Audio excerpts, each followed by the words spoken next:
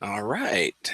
Looks like I'm live. Hopefully, everybody shows up soon. Let's make sure that we are. We okay. Looks like sound is coming through just fine. Let me send out a tweet here.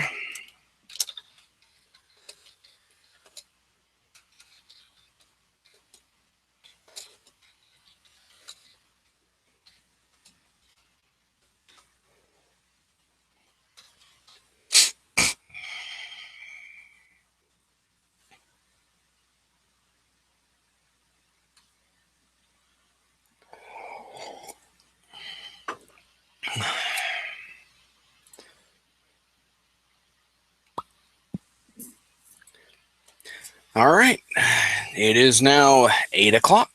Let's get the show on the road. Hello, everyone.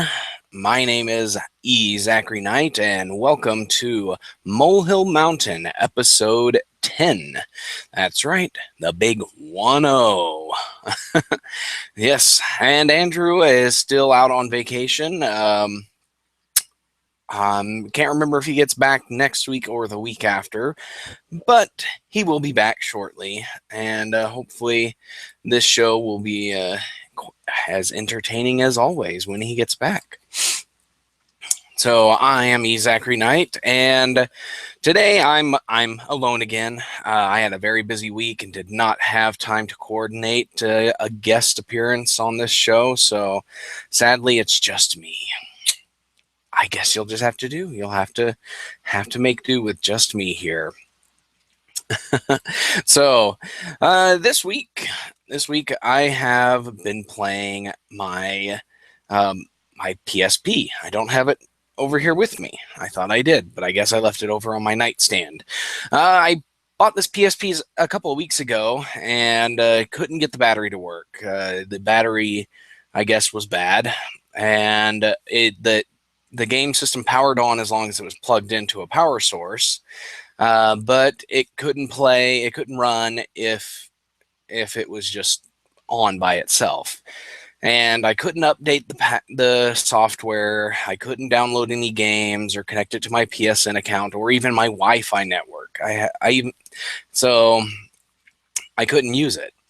And so, taking a slight risk, I went and ordered a battery off of Amazon and got that on Monday and plugged it right in, and the battery's fully charged and it worked. And I was able to start doing the things that I needed to do. I updated the software. So I updated the firmware software, and then I tried to connect it to my Wi-Fi and found out that I couldn't, because it still doesn't support the security that I had set up on my router. So I had to go into my router and adjust the security settings so that it supported two security keys, two different security systems, so I could connect it with the PSP as well as not screw up any of the other stuff that I had in my had connected to my wireless internet connection. And once I got all of that taken care of, I was able to connect it to my PSN account or my PlayStation account, and then download games. I had, I'm trying to remember how many games that I downloaded on there. I had bought a bunch of PlayStation 1 classics starting back in December. I got a gift card for PlayStation gift card that I used to buy several PlayStation 1 classics, and then for Father's Day, I got another gift card and I bought even more. And so I had a small collection of PlayStation 1 classics, and I decided to install a bunch of them.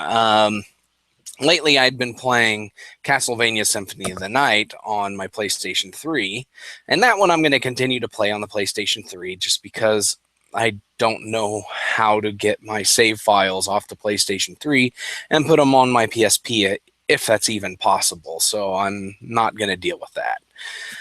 So I decided I was just going to take all the games that I hadn't played and put them on there. So Wild Arms, I beat a while back, so I didn't bother with that one. Castlevania Symphony of the Night, I didn't bother. So on there I've got Alundra, Grandia, Suikoden, Legend of Dragoon, Vanguard Story, and I think one or two others, and I can't remember what Legend of Mana and Threads of Fate. Yeah, so 7 games all told on this PSP, and I played a little bit of Vanguard Story, and that game just I haven't played it too much. I'm playing it all right, but it took me forever to figure out how to actually fight.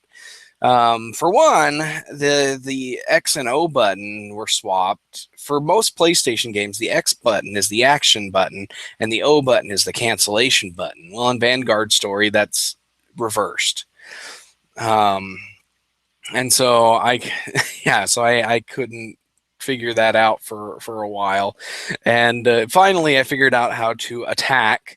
And you can't just sit there and swing your sword. You wait until bad guys or monsters are in range. You hit the O button, a sphere comes up around you, and every monster or whatever that is bad guy is highlighted is what's in range, and then you can pick a region of that monster or person's body to attack. So you can hit them in the arm or hit them in the chest or the head or whatever.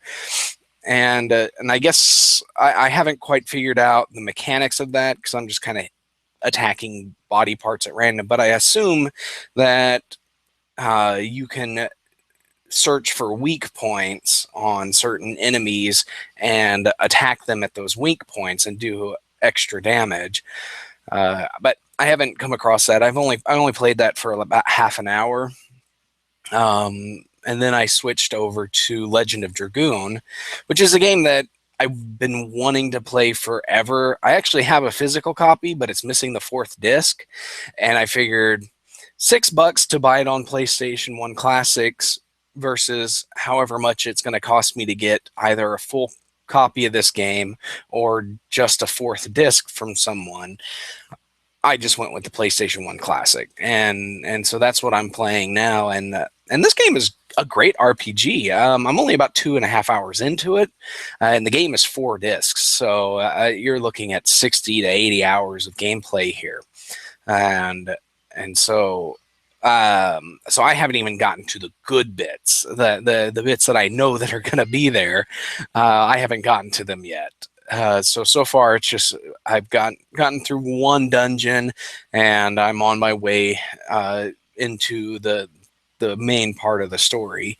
And hopefully, now that I have a portable system, I'll probably be able to play more, at least these games, more often, because my kids just love Minecraft, and they're always on the PlayStation playing that. And I don't like kicking them off unless they're going to bed or something. So now that I have this, I should be able to play more games, and I would love to get through all 7 of these games.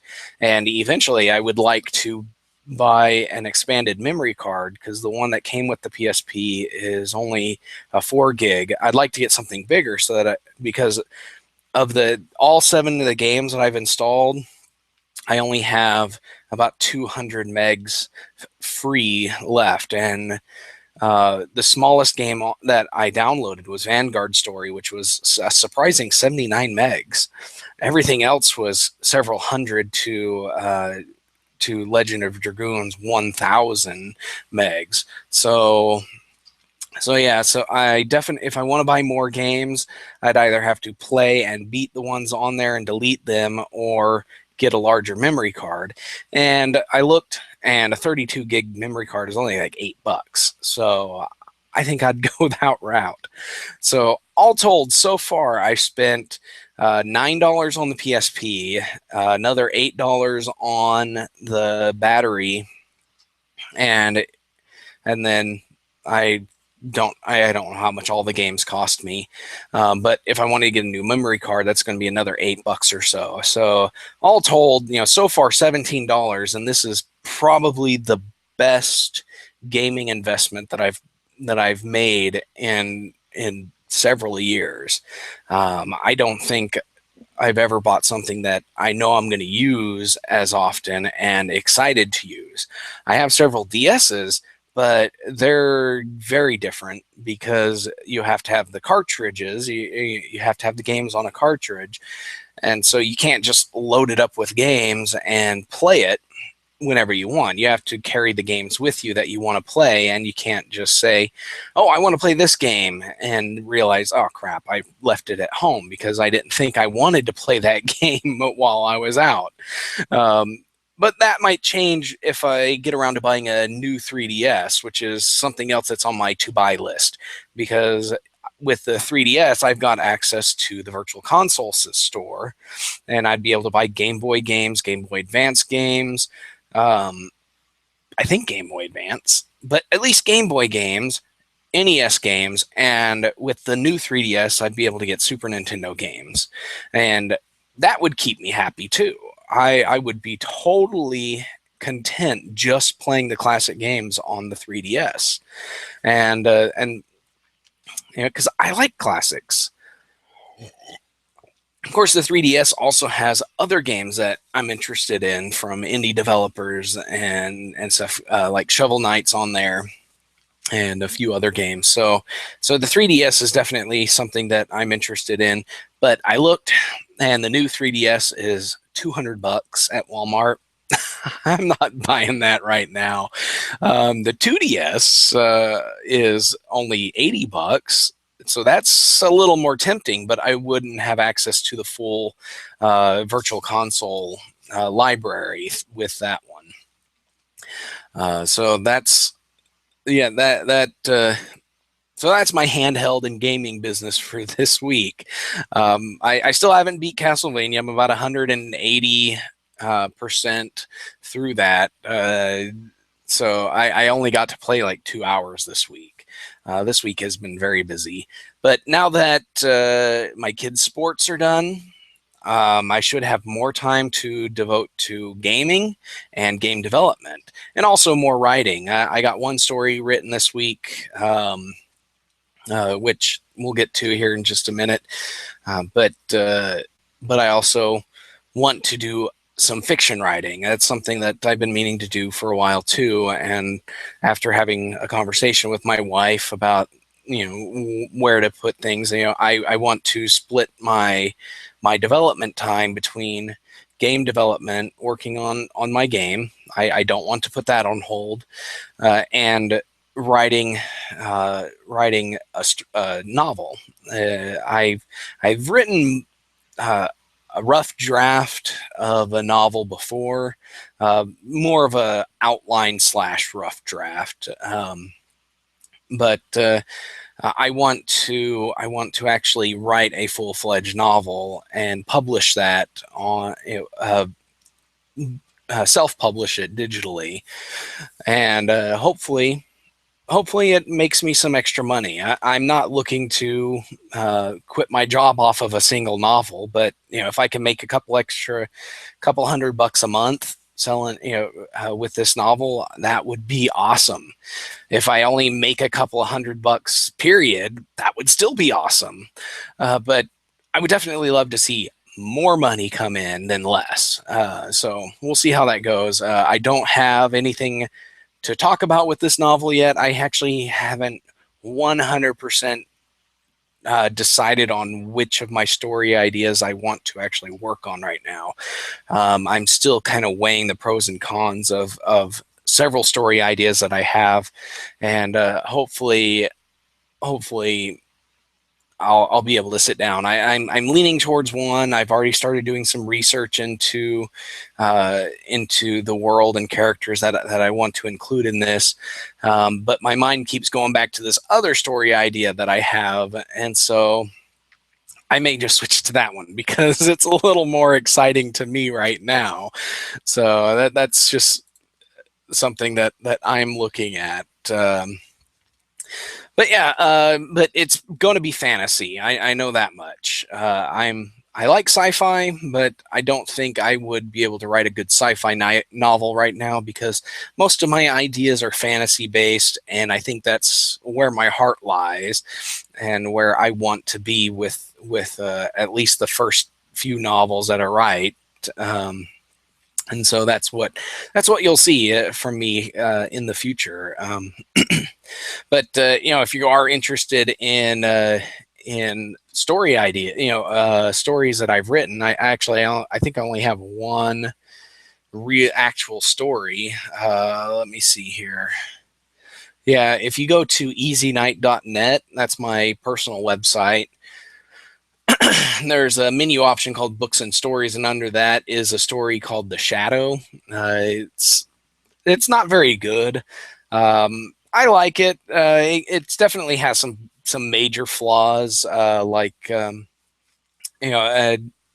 of the issues that with it is the fact that I used a trope that most people don't like.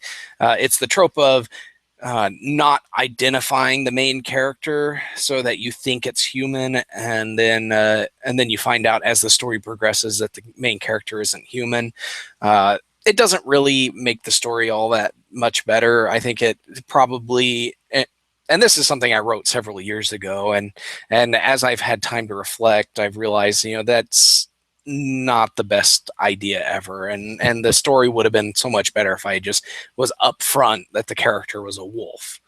But it might be something you like, something that is of interest.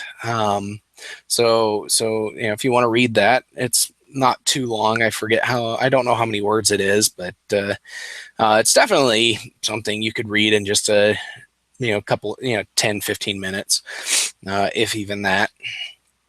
But moving on, over on Random Tower, I published an article this week about the American Academy of Pediatrics.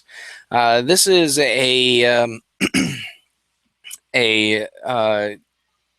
medical psychiatric guild of some sort, where they deal with medical and psychiatric issues of children, and so that's their job is to promote the work of their members, and promote, or seek out I guess what contracts or whatever, just make the case that their members have something to offer to the community at large. And in other words, it's their job to make sure that their members are employed and making money. And so this week they published a statement, a policy statement. And this is a policy statement that they publish from time to time about specific issues, and how their members are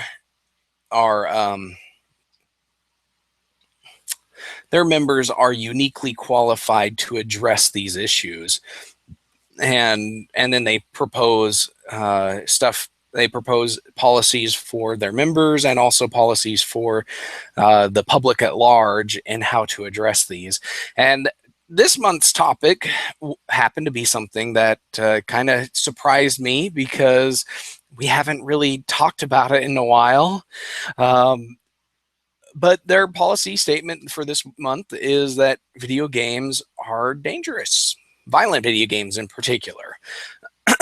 They don't really talk about video games in general, but more they talk specifically about violent video games. And so let me read part of the abstract here. It says, in the United States, exposure to media violence is becoming an inescapable component of children's lives.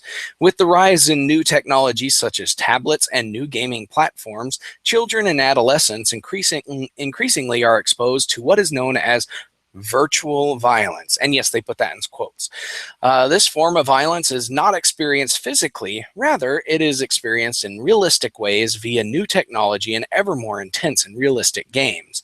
The American Academy of Pediatrics continues to be concerned about children's exposure to virtual violence and the effect it has on their overall health and well-being.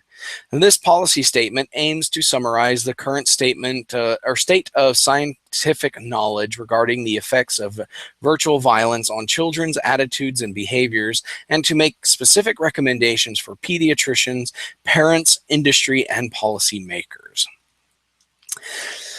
And it goes on like that. Now,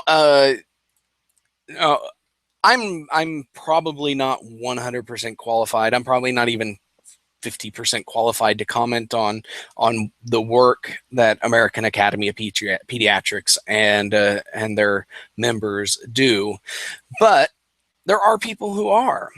Christopher Ferguson, he is a psychologist, a research psychologist, or some. I forget his exact title here, but he does a lot of work in the psychiatric field. Let's see.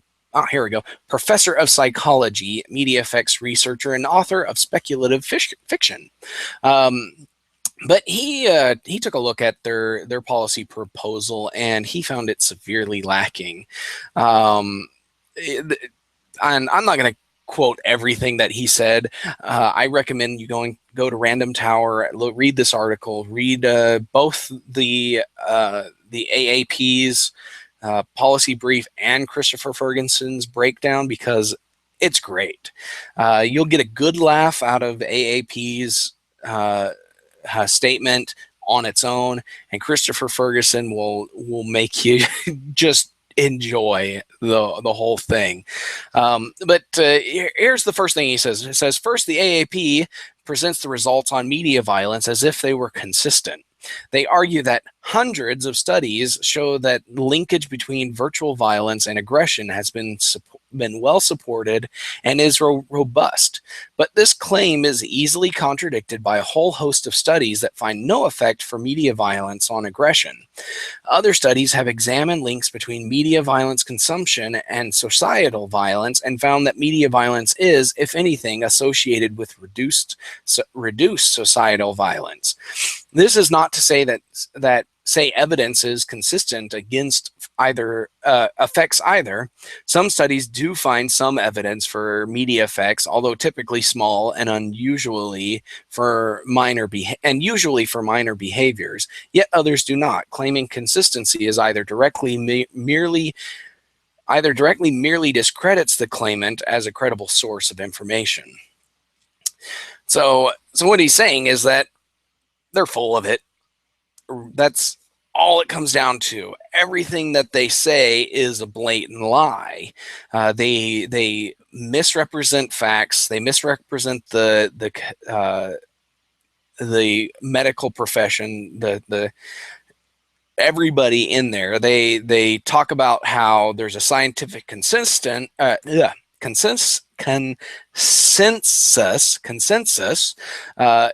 about media violence and its effect, yet they completely ignore a letter that was published in 2013, signed by 230 scholars and researchers, and who basically said that the APA, the American Psychological Association, was full of it. So they pretend that there is no disagreement in what they're saying. And then they go on and tell media and everybody to ignore anybody that disagrees with anything that they say. And this is something that you'll find a lot. People will... There's a lot of people out there who when they have an agenda, they'll shout down and try to make irrelevant anybody that has an alternative opinion.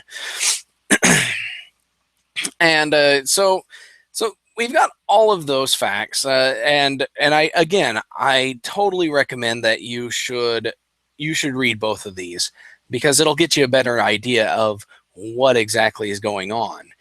But but here is what the American Academy of Pediatrics once done about all of this. Because they think there is a problem, they think something must be done, and really it's for the children, and since it's for the children, that makes it imperative, that makes it important, that means if you don't agree with them, you hate kids, and if you hate kids, why should we listen to you? That's essentially what they're saying. They say, we don't want, we want this to happen, and we don't care if you don't agree. So here's what they say. They have, let me see exactly how many recommendations they have. See, 1, 2, 3, 4, 5, and 6. Some of these are related, some of them are on their own, but 6 different recommendations, and we'll get to all 6 of these. And so we've got the first one here is pediatricians should consider making children's media diets an essential part of all well child examinations.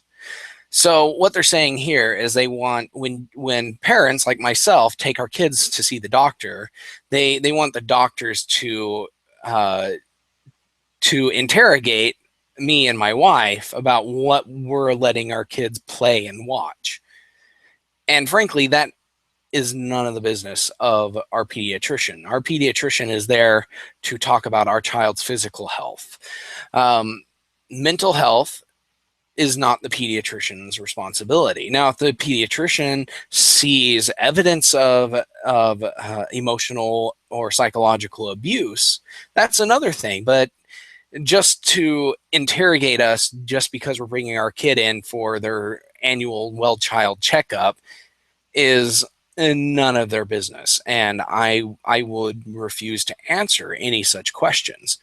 But they go on to say, in particular, emphasis must be placed on guiding the content of media and not only limiting quantity.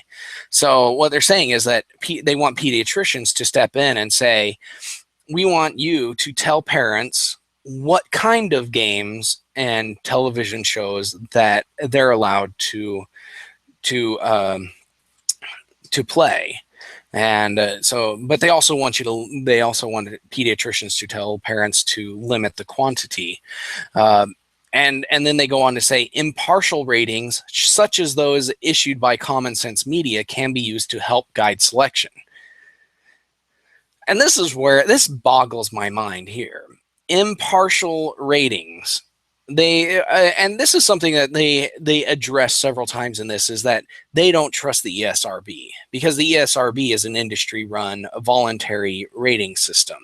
And so instead, they want an agenda-driven rating system from an organization known for hating video games. So Common Sense Media. They want pediatricians to reference Common Sense Media instead of the official ESRB ratings. And that's stupid. I'm sorry. I've seen Common Sense Media recommendations, and they're stupid out the wazoo. Yeah, they are not quite Parents Television Council stupid, but they're pretty close. All right, so moving on. Parents should be mindful of what shows their children watch and which games they play. When possible, they should co-play games with their children so as to have a better sense of what the games entail. That is an excellent suggestion. That's something that I've advocated for years. Parents need to read the ratings. When their kid says, hey, I want this game, the parent needs to flip the box over and read why it's rated what it's rated, and then make an informed decision about whether their kid should be allowed to play that. And if that rating that's on the box isn't sufficient information, there's plenty of sources, such as the clerk at the game store, friends, family members, the internet, specifically the ESRB's website, which has, as of a couple of years ago, has started going into even more detail about context of the ratings. So instead of just saying tobacco use, it goes into more detail and says, oh, the main antagonist is always seen smoking a cigar. See, that is context, whereas tobacco use is not context. And so the ESRB provides that extra context for the rating systems, and they're doing that for more and more games. They're not retroactively doing it, but they're doing it for more. Okay, but overall, this starts out as a great policy suggestion for parents. And it's something that I've advocated for years. Parents should know what their kids want to play, what they are playing, and they should play with their kids. Whether they're just sitting there watching their kids play or actually playing second player or whatever, they should be doing it. And that's something that I do with my kids. I play Minecraft with them all the time. I sit and watch them play other games if it's not a multiplayer game. And so we've got a great suggestion here, but they ruin it. Seriously, they ruin this great suggestion by going on and preaching and telling parents how they should treat their kids and the games they play. It says, young children under the age of 6 years need to be protected from virtual violence. Parents should understand that young children do not always distinguish fantasy from reality. Cartoon violence can seem very real, and it can have detrimental effects. Furthermore, first-person shooter games in which killing others is the central theme are not appropriate for any children. Seriously, children under the age of 6 should be protected from virtual violence. Okay, for one, children under 6 are constantly fighting. I've got a 1.5-year-old and a 3-year-old who are constantly fighting each other. And they're fighting their older siblings. I've got a 5-year, she's 6 years old now. She'll turn 7 in October, but she fights. She's calmed down a lot since her toddler days, and I hope these other 2 kids will calm down as the time goes on. But they all fight each other, and it's part of youth. I grew up fighting my siblings. Other people who have siblings grew up fighting them, whether those fights ended up with fisticuffs or they were just shouting matches or whatever. There were fights, and that's what kids do. So to say that kids need to be protected from virtual violence makes no sense, because virtual violence has no effect on whether kids have arguments and end up fighting. And so, cartoon violence can seem very real, and kids can't distinguish fantasy from reality. I'm sorry, my kids can know the difference between the action going on in a video game versus the action going on in real life.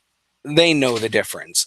And and we watch television shows. Like, my wife and I are currently watching Grimm, which is loosely based on the Brothers Grimm and fairy tales and all that. And so my kids will sit and watch it. And it's, the show it's not extremely scary or anything, but my kids watch it from time to time. Like, they'll sit in there and cuddle us while we're trying to watch it and bug us and everything.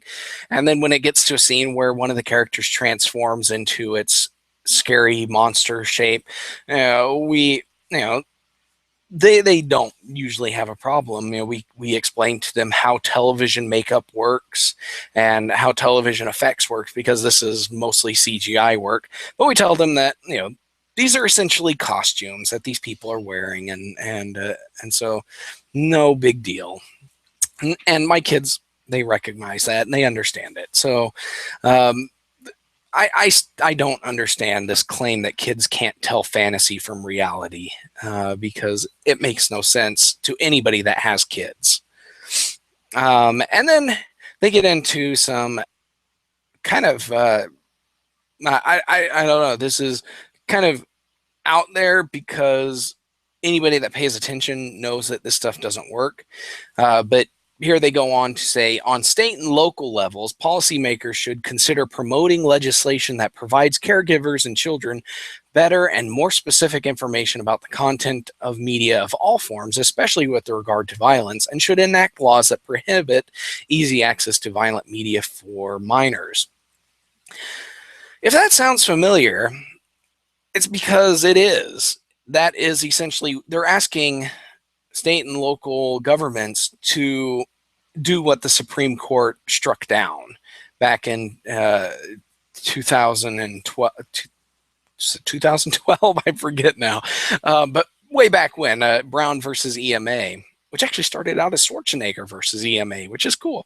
But the governor changed, and so the docket changed with it. But and surprisingly, they actually address the fact that the Supreme Court has ruled against this.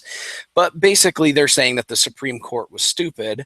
They ignored the science, which in fact they didn't. And Christopher Ferguson explains in detail how the Supreme Court actually dedicated an entire section of its majority ruling to the fact that the video game science is inconclusive completely. It does not support the legislative action that California was trying to defend. And so here they are, they're saying that if at first you don't succeed, try again, even though you're doing the exact same thing that has failed in every single court battle to date. There is not a single court that supported any of these laws that states tried to implement. And yet here they are saying that, hey, you just weren't trying hard enough. Do it again. And on a related note, they go into I'm going to skip down to number 6 because it's another legislative thing. But for their suggestion number 6, they say that the federal government should oversee the development of a robust, valid, reliable, and parent-centric rating system rather than relying on industry to do so. What they're saying is that the industry doesn't know what they're doing. They can't be trusted. So video game ratings and movie ratings, I guess, and music, books, whatever. We need a big government oversight board like Australia has that can tell us what games and movies and books and everything else that we as parents can give to our kids. And this is unconstitutional on its face. There is no constitutional basis for something like this. In fact, the California's warning labels that they wanted to put on games and other states that had tried to put similar things in their laws, those were specifically addressed as well as forced speech, compelled speech, which is unconstitutional. The government cannot force a business to say something against their will, except for some reason, tobacco and stuff. They can get away with that. But that's a kind of a different story because tobacco isn't free speech, and so it's a very different argument and one that I'm not really qualified to get into. So they've got 2 proposals for legislation that is any state that would try it at this point, it's going to be shot down the very first time it goes into court. In fact, no state has really been interested in this. I know Oklahoma tried at least once to do something, but it never got off the ground because everybody in the legislature they were like, no, we failed last time and we don't see this working again, even with these changes in place. All right, but moving back on to number 4, It says pediatricians are encouraged to advocate for more child-positive media. Pediatricians should support and collaborate with entertainment industry to create more shows and games for children of all ages that do not include violence, especially as a central theme. The American Academy of Pediatrics makes the following recommendations for the entertainment industry. Okay, so first, before I go into the details of this, they want people to make more games that are good for kids and do not include violence. Well, I have something to say to these people. Leapfrog and V-Smile. You know, these are things you can buy at Walmart, at Target. You can buy these systems. They have little games that are educational. They're not quite Game Boy Advance level games, but they're games nonetheless. And most of them are educational. And they're available to buy. You know, if a parent wants their young children to have games and wants them to play something that's not violent or have other unsavory content that they might not agree with, they can go buy these things. These are based My Little Pony, Disney characters. You know, there's tons of them. You know, they just need to actually buy them. The fact that a group that's dedicated to the health of children don't know about these games kind of makes me question the relevancy of this organization. But here are the recommendations that the AAP has for the entertainment industry, so video games and movies and stuff. It says, avoid glamorization of weapon carrying and the normalization of violence as an acceptable means of resolving conflict. Eliminate the use of violence in comic or sexual context or in any other situation in which violence is amusing, titillating, or trivialized.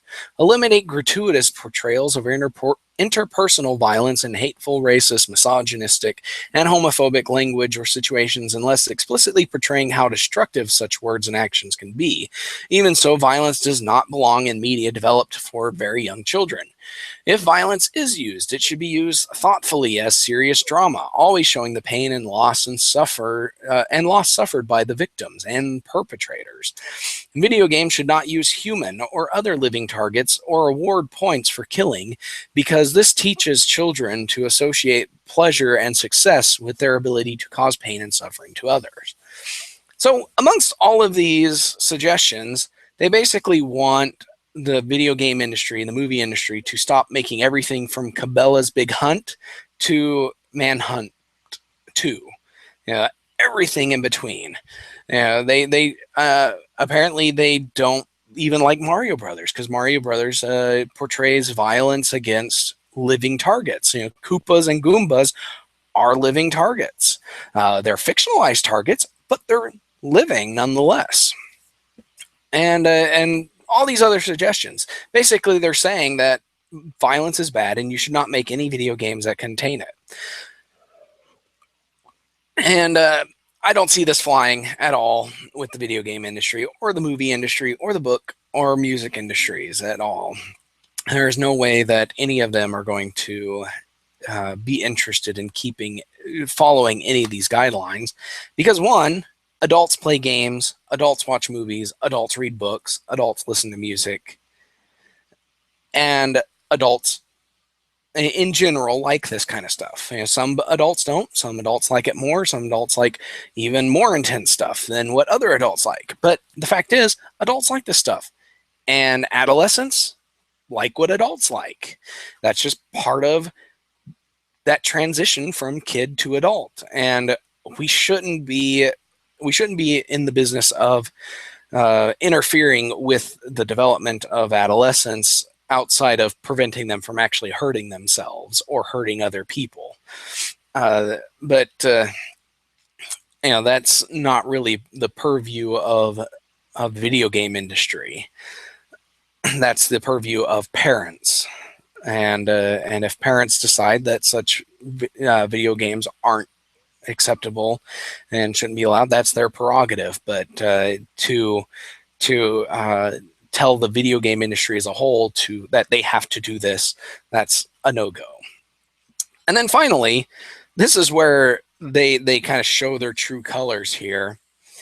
This final suggestion is the news and information media should acknowledge the proven scientific connection between virtual violence and real-world aggression and the current consequence or consensus of credentialed experts in the field, and should avoid equating unscientific opinions and industry marketing tracks with peer-reviewed and vetted scientific research. And they talk about this up above as well in the brief too, but basically they're saying that you should take our word for it and ignore everybody that says anything different. And this is where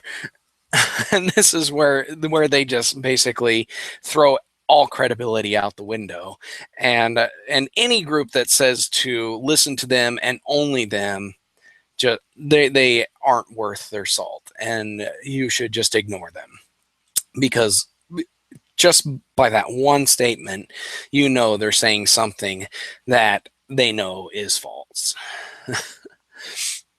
So, yeah, and thank you, 13U Cube. 13U Cube says that all that really needs to happen is, if they want games to be a certain way, they need to innovate the games themselves.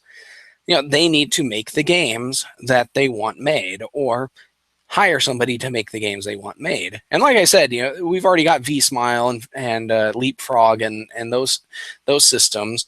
And yes, hello, 13U Cube. Welcome to the show. But yes, they the games can be made if you want them to be made. You just have to do it yourself or hire somebody to do it. But there are a lot of people that are already doing it anyways. I myself, I'm kind of a minimalist when it comes to the violence thing. I don't mind the cartoon style stuff, but when it comes to first-person shooters like Call of Duty, Doom, and stuff like that, the visceral violence, that's not appealing to me at all. But Legend of Zelda, Castlevania, the older Castlevanias, the newer stuff, not quite so much. But that cartoony violence and stuff where you swing your sword at something and they disappear in a puff of smoke, that works for me. Yeah. But yeah, even that wouldn't be approved by the AAP, as if I cared. But I think enough about that. Like I said, read the article, read Christopher Ferguson's breakdown of it, because it's great, and everything. So definitely well worth it.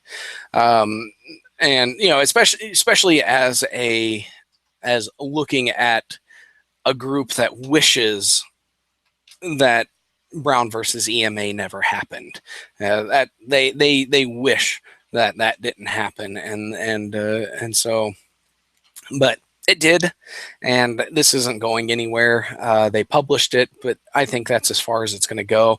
Nobody is going to follow this unless they are an organization that already believe this way. So like PTC, Common Sense Media, the Eagle Forum, if they're even still around. Yeah, they'll believe it, and they'll raise it up and say, look at this, these people agree with us, you should do what we say. But nobody beyond that is going to care. So moving on, I've actually haven't been following this stuff for too much, but yesterday and today, IO9 just plastered their site with San Diego ComicCon news and stuff, and I'm not much of a comic reader. I'll read them every now and then, but I don't buy comics. Every once in a while, I'll get the graphic novel of an entire storyline, whatever they call those.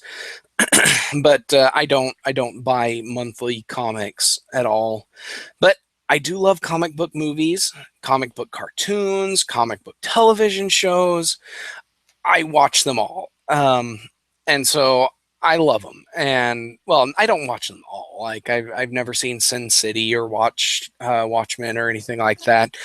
But Superman, Batman, Marvel stuff, I love them to death, and I watch them because they're totally awesome. And so there was some great news that came up out of IO9 this week that made me excited to be a comic book movie and television uh, lover here, and it's and so some of the things that I've seen. Ghost Rider, you know him. In live action, Nick Cage played Johnny Blaze, who as Ghost Rider. And personally, I thought the first movie was fine. It's not the worst Marvel movie ever. It's not the worst comic book movie ever. I place it somewhere in the middle section of movie rankings, comic book movie rankings. I enjoyed the first one. The second one was all right, not as good as the first one, but I still liked it. But Ghost Rider is coming to Agents of S.H.I.E.L.D. As a fan of Agents of S.H.I.E.L.D., I love the show. I love the Inhuman storyline that they've got going in season 3. And so for season 4, Ghost Rider's going to make an appearance. I don't know how in-depth this is going to be, but it is going to be there. And this isn't going to be the Johnny Blaze Ghost Rider. It's going to be Robbie Reyes, who's a Latino guy. He says, in the comics, Reyes was killed by a mysterious gunman in the wake of entering an illegal street race to win money for his disabled brother Gabe, only to be possessed by a ghost and reborn as the latest Ghost Rider. So this is he drives a let's see, what car is this? I don't know what kind of car it is. I'm sorry, I'm not a car guy, but he doesn't drive a bike. He drives a car, which is going to be, the car looks cool. I think it looks cool. It'll be interesting to see it with the flame effects and all that stuff. So there's that. I'm excited for that new edition. It means that things are going to be different in Agents of S.H.I.E.L.D. because they focused on the Inhumans all season 3. Season 2 was dealing with the fallout of Hydra. Same with season 1.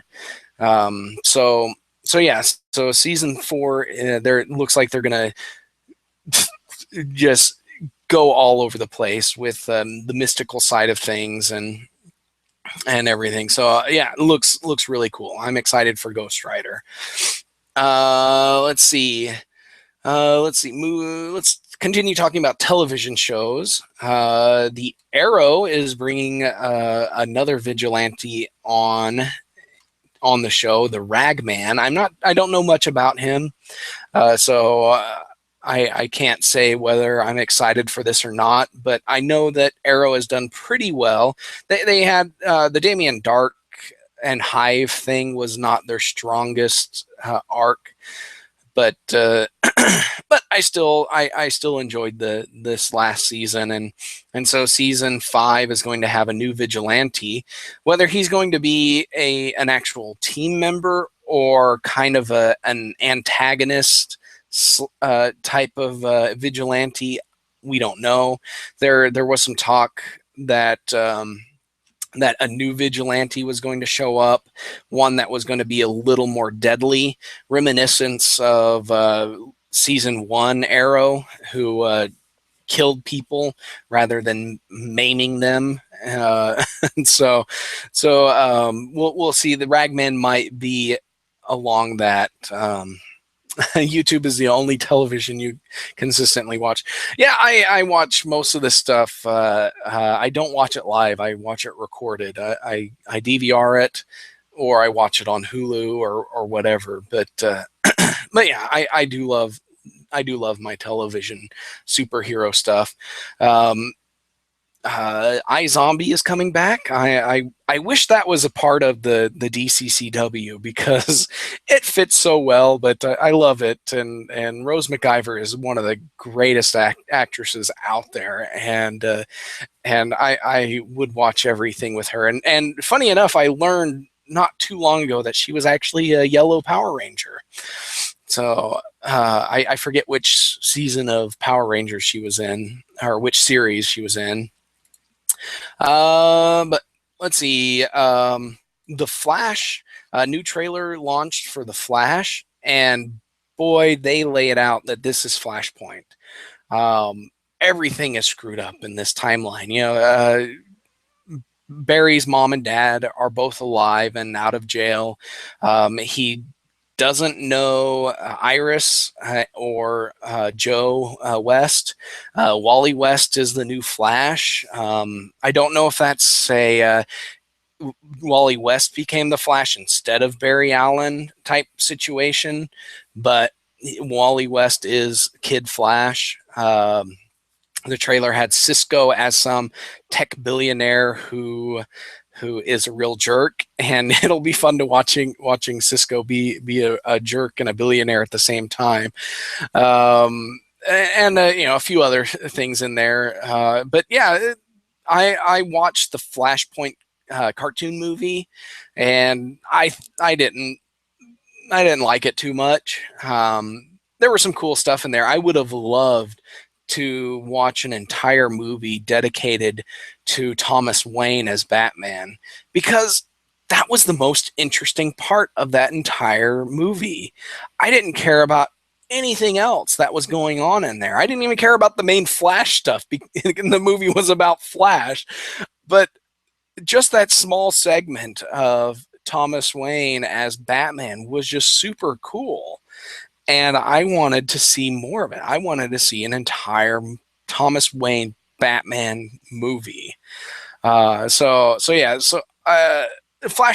I like the Flash television show. Yes, Barry is stupid. Barry should not have done what he did to cause season 3 to happen. We'll see how long it takes them to fix it, but yeah, definitely interesting, and looking forward to there.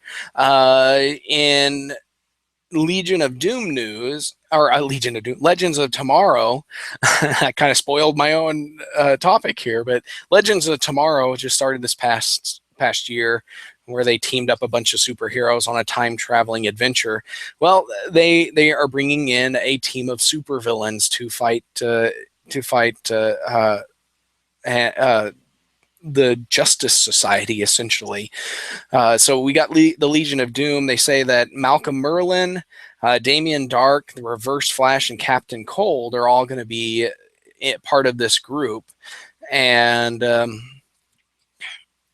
which is kind of weird because Captain Cold was on the good guy side of things in the first season. It'll be interesting to see him go from that to back to villain, because we know he's not going to stay a good guy even after Legends of Tomorrow season 1. He's going to go right back to being a bad guy. Same thing for Heatwave. They're both going to become bad guys again. And so it'll be interesting to see him transition from being on the good side of things to becoming a big bad in season 2. That will be interesting. I'm looking forward to that. I'm trying to think of the Legion of Doom has always had a bunch of interesting characters in there. It would be cool to see Grog show up, but I don't think they'd have the budget for a CGI gorilla in every episode. But if he gets to be part of the Legion of Doom, that would be awesome.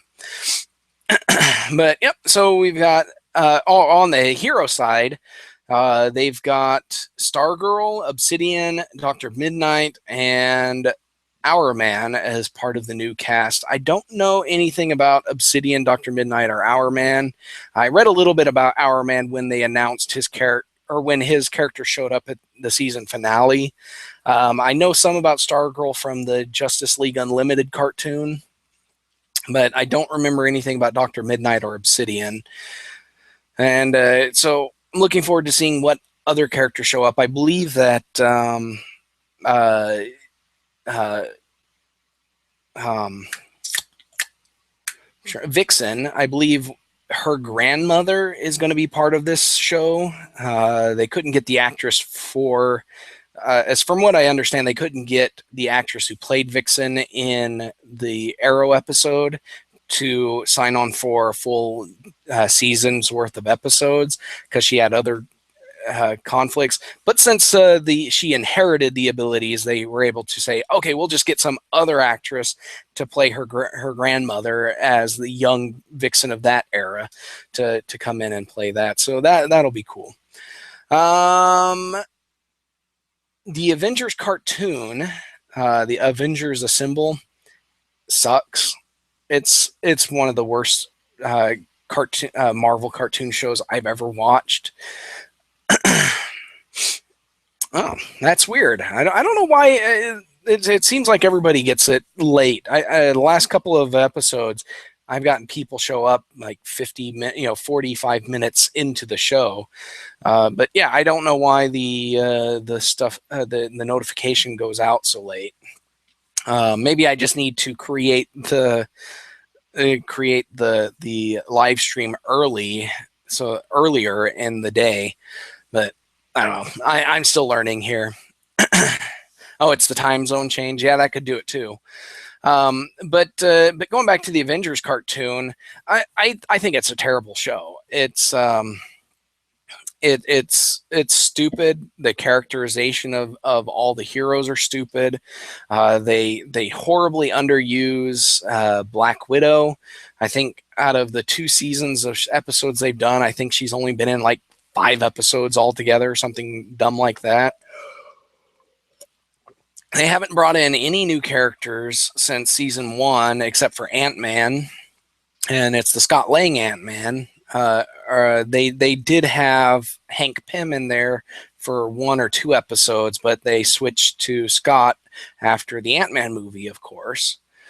But this week they announced the next season of Avengers is going to be Avengers Secret Wars, and they're going to bring in a bunch of new heroes. That like they've got Miles Morales, Spider-Man, Nova, Vision, and Ms. Marvel, the Kamala Khan version, and then Jane Foster as Thor. So it'll be interesting to see the Thor.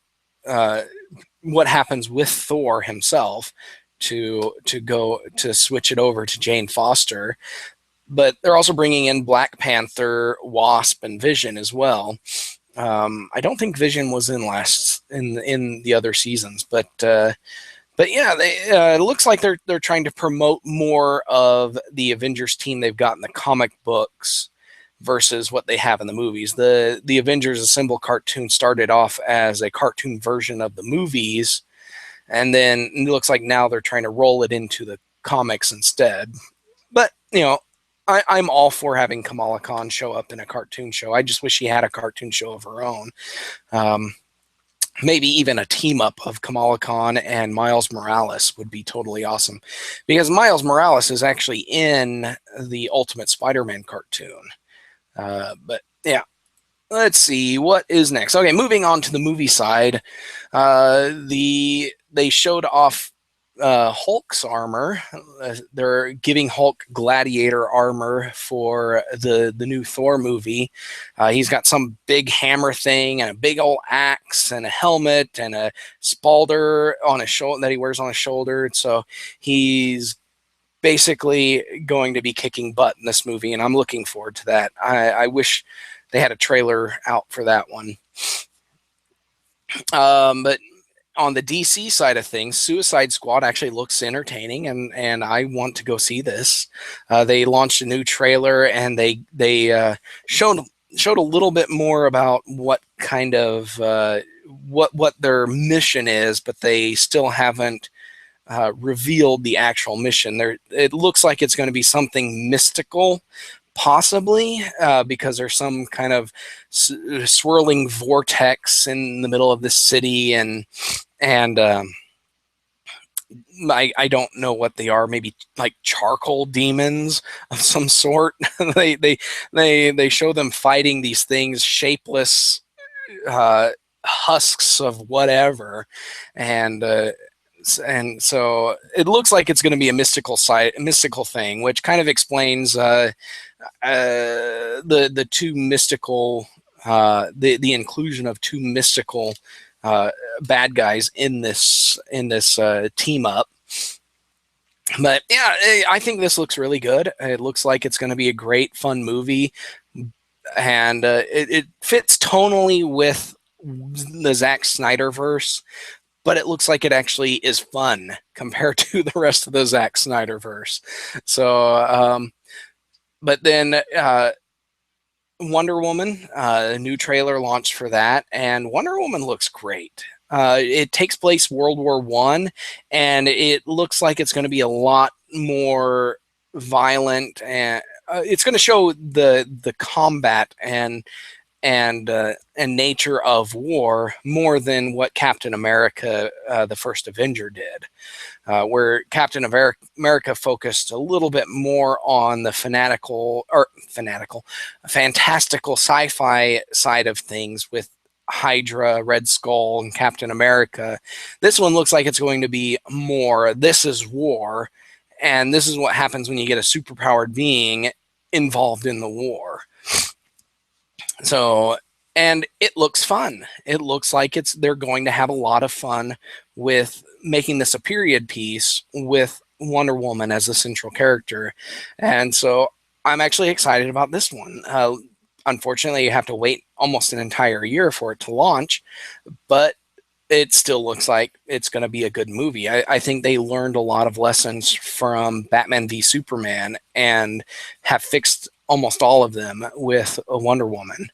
And speaking of fixing things, they launched a trailer for Justice League. And I forget when Justice League is supposed to launch, but it looks like they kind of scrambled for footage because they didn't show everybody. They mainly focused on Batman recruiting Aquaman and Flash, with only a little bit of Cyborg and Cyborg. Yeah, Cyborg's the only other character in there, and they had zero Batman or not Batman, zero Superman in it. There was no Superman in this trailer at all.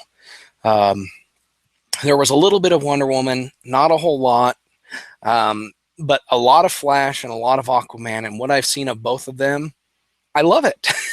The interaction of Batman and Flash was great, and it wasn't Batman and Flash; it was Bruce Wayne and Barry Allen, and which was kind of interesting because Bruce Wayne is going around recruiting superheroes for the Justice League as Bruce Wayne instead of as Batman recruiting them, and which is kind of an interesting take because in all other incarnations of the Justice League that I've seen, it's always been Batman, Superman, and Wonder Woman recruiting the team rather than their alter egos. In fact, in the Justice League cartoon, a lot of the superheroes didn't know each other's alter egos, and there was an episode where Barry Allen or the Flash was like, you know what, I'm not comfortable with the idea of revealing my secret identity to everybody, and Batman's just starts naming everybody's secret identity, and he's like, all right, now move on, and Flash was like, oh man, that was great. But the exchange between Barry Allen and Batman was just super awesome, and they did a contrast between Batman's recruiting of Aquaman versus Batman's recruiting of Flash, and Batman had a much more difficult time recruiting Aquaman. In the trailer, Wonder Woman and Batman are talking, and they're like, "So did you get him?" And Batman's like, "More or less." And she was like, "Okay, is that more or more less?" And then it cuts to Aquaman grabbing Bruce Wayne and shoving him up against a wall. And then it cuts back to to Batman and Wonder Woman. He's like, more or less. And she's like, he said no, didn't he? He's like, yeah.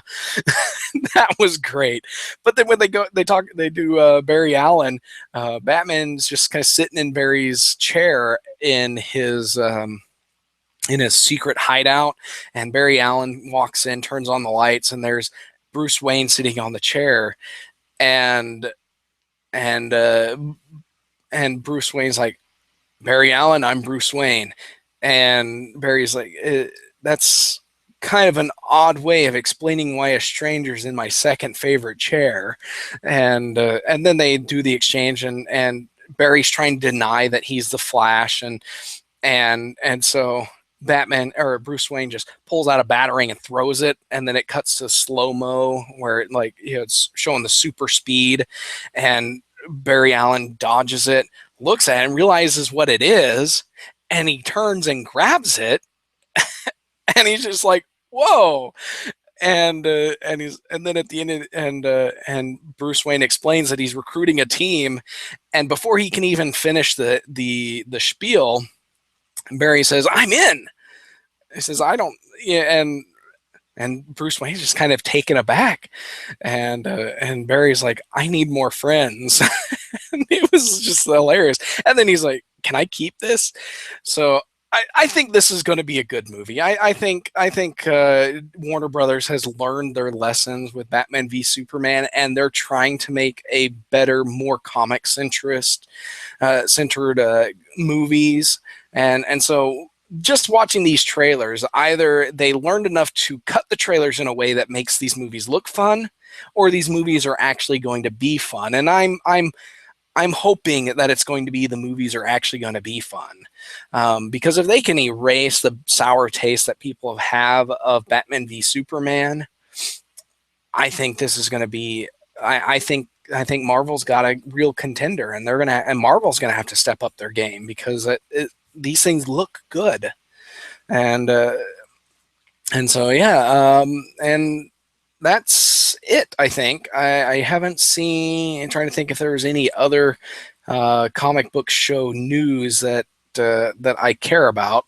I haven't started watching Preacher yet, so I don't know anything about that to get excited about. Oh, The Killing Joke. That one looks like it's going to be a terrible, terrible movie, because basically it's essentially a statutory rape story between Batman and Barbara Gordon. I don't know how old Barbara Gordon's supposed to be in this movie, but in all incarnations that I've seen, Barbara Gordon's a teenager, like 16 years old.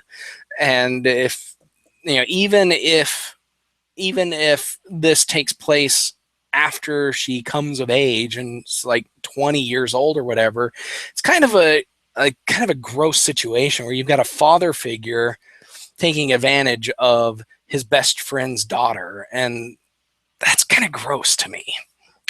So yeah, this movie looks like it's going to be terrible, but I'll watch it anyways.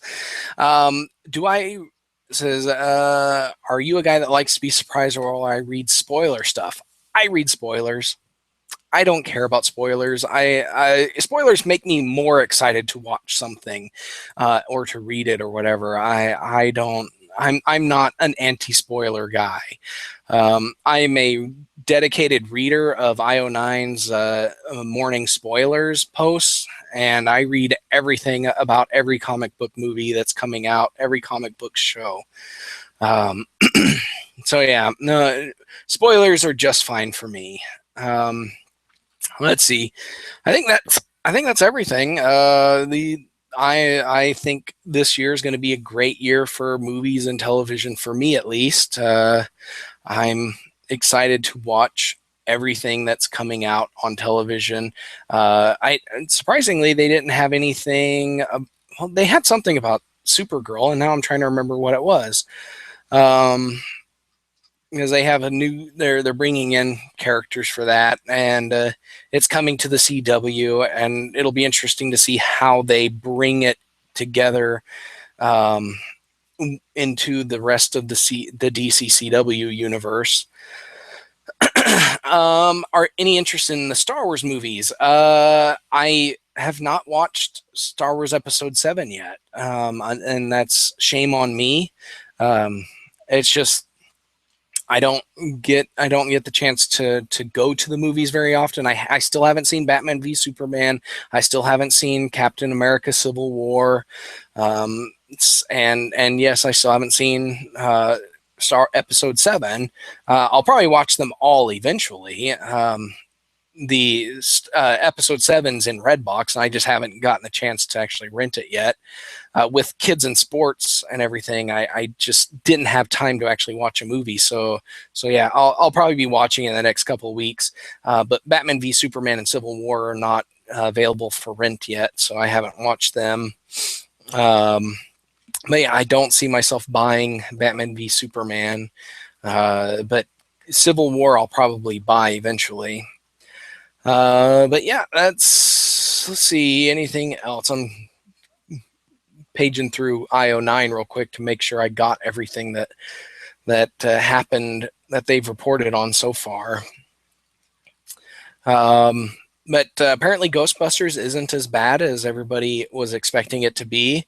It's everything that I've read says it falls flat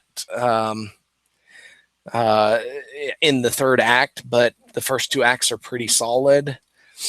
But yeah, I think that's well, Star Wars Rebels. I love that cartoon. Yeah, Episode 7 I want to buy, but I need to buy the other movies too. I'm a Star Wars fan that doesn't own any of the movies. It's kind of an oxymoron there, I guess. But yeah. But yeah, I definitely want to buy all the Star Wars movies. But I would love for them to officially release the unspecialized editions, but I don't think they'll ever do that.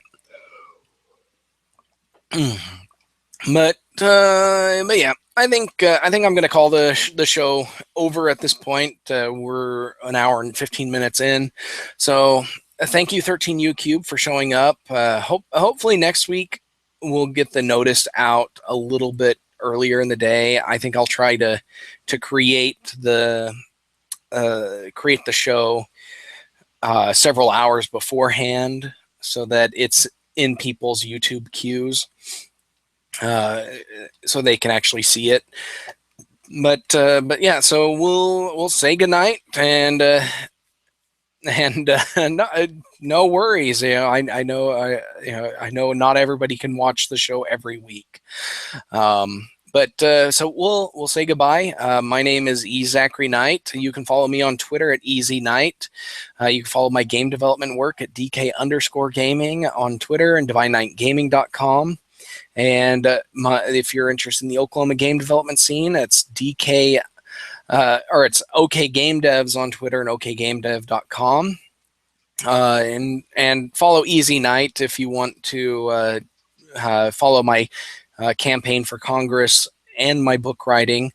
And so this has been Molehill Mountain episode 10, and and yes, vote for me. And so look for more of this from randomtower.com. So there you go. Thank you and good night.